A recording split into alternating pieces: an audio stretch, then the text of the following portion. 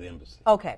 So in 2004, the European tribes came back to Haiti as proprietor and landowner, and they built the largest U.S. embassy in the Western Hemisphere in Haiti, and it is the 4th largest U.S. embassy in the world. While they're telling you we have no resources, they are building themselves a footprint that's bigger than all their other embassies, except for And what's three. the relevance of that? They need the place to store all they are acquiring. All the plundering. In different part of Haiti right now, while people are sleeping or doing their own business, they are digging. What they dig, they take with the soil, with them. And when they leave, they just leave the hole wide open. In the northern part of the country, where companies goes to mine gold, when they take the gold out, they don't do anything with the soil to assist the people that are living there. So the resources that we have on the lands are being excavated and taken into cars and leaving at night. And beyond gold now, the other resources that are critically important. Oil.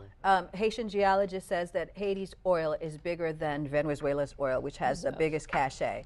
They say that Haiti's oil is a swimming pool to Venezuela's cup of water. Haiti, also, you have to understand how does oil come? Haiti is on a 4 tectonic plates making that oil. It's on the Caribbean basin, the North American tectonic plate, the South American tectonic plate, and the Atlantic tectonic plate.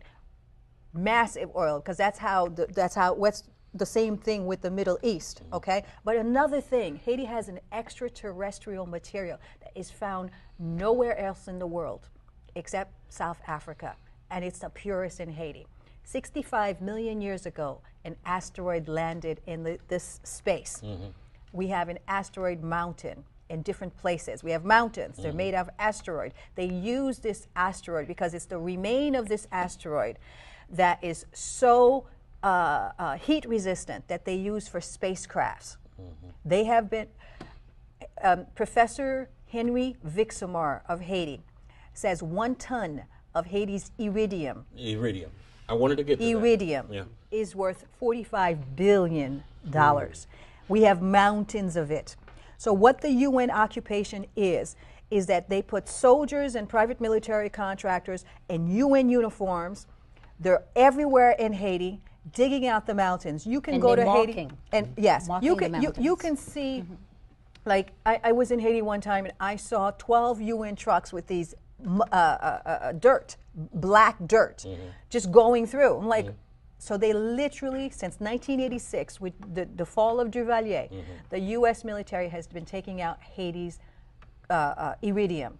But in addition to, they say, we have 20 billion worth of gold, 8 billion worth of copper, 120 billion worth of oil, and this iridium, we have mountains of it.